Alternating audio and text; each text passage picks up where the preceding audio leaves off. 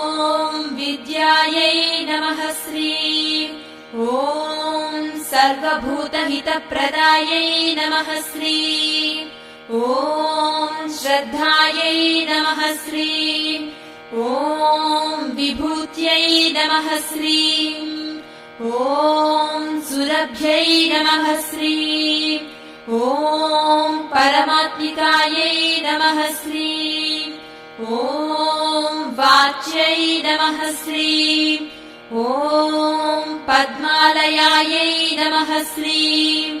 ॐ पद्मायै नमः श्रीं ॐ स्वाहायै नमः श्रीं ॐ स्वधायै नमः श्रीं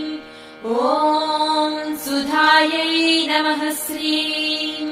ॐ धन्यायै नमः श्रीं।